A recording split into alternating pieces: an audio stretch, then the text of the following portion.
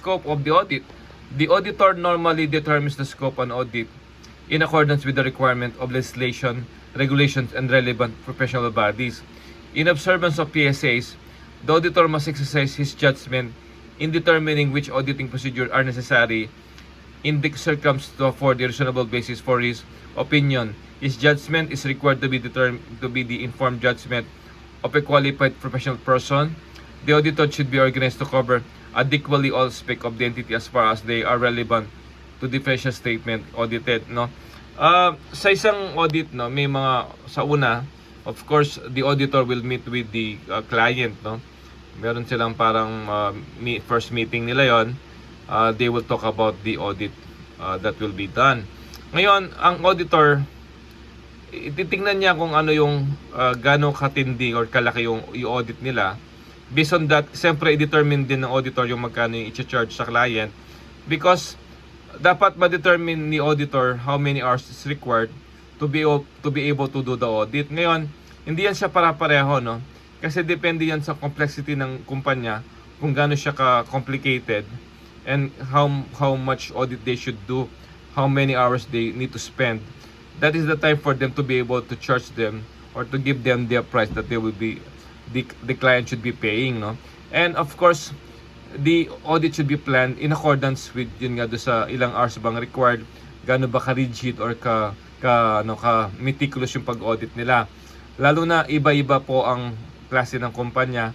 Kung yung kumpanyang in-audit sa little bit complicated, so they will be spending more hours, and they will have to design the audit then that they will have to abide with those hours na pinag-usapan. Kasi kapag yung audit nag-exceed sila doon sa number of hours na nakaplano, ibig sabihin logi na yon, logi na. Kasi kunyari ang pinag-usapan, no, let's say 100 hours lang, and the company charging like say 2,000 per hour. So yun lang ang pwedeng i-charge, hindi sila dapat magsusobra doon. Ngayon pag nagsobra sila doon, abono na sila. Abono na sila meaning, siyempre dumagdag yung hours of work ng auditor, no? So ibig sabihin yung sahod ng auditor, kailangan yun bayaran ng auditing firm. Hindi naman yan na sila pwedeng bumawi do sa client kasi kaya nga it's mahirap hindi dapat magbigay basta ng presyo. Ibig sabihin whenever they give price sa audit, dapat sure sila na yun lang yung number of hours required. Mas okay lang, mas maikli, mas maganda, pero dapat hindi sacrifice yung quality of audit kahit na napaikli ng oras, no.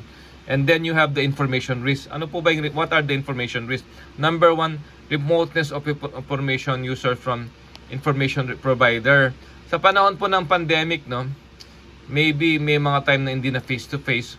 So kung yung information is malayo galing sa service provider, decision makers in most cases do not get first-hand information, knowledge about the business enterprise, which they do all business, because in many cases owners are different from management and they are not involved in the day-to-day operations. Okay? So then potential bias and motives of information provider. Kung yung mismong information provider meron siyang bias, then that will be a problem. Yung isa sabi sa number one, no, madalas yung mismo may-ari, hindi naman sila nagmamanage ng business. So ang problema kung malayo yung information user from the information provider. And number 3, voluminous data, maraming data, no. As business grow, a large number of exchange transactions are processed daily. This increases the likelihood that errors may occur in recording and reporting these transactions, no. May mga kumpanya napakaraming transaksyon, malilit na amount. So napakahirap i-audit niyan, no, kasi libo-libo ang transaction pero malilit lang. Okay. So medyo maraming chance na makalusot yung mga errors sa ganyan, no.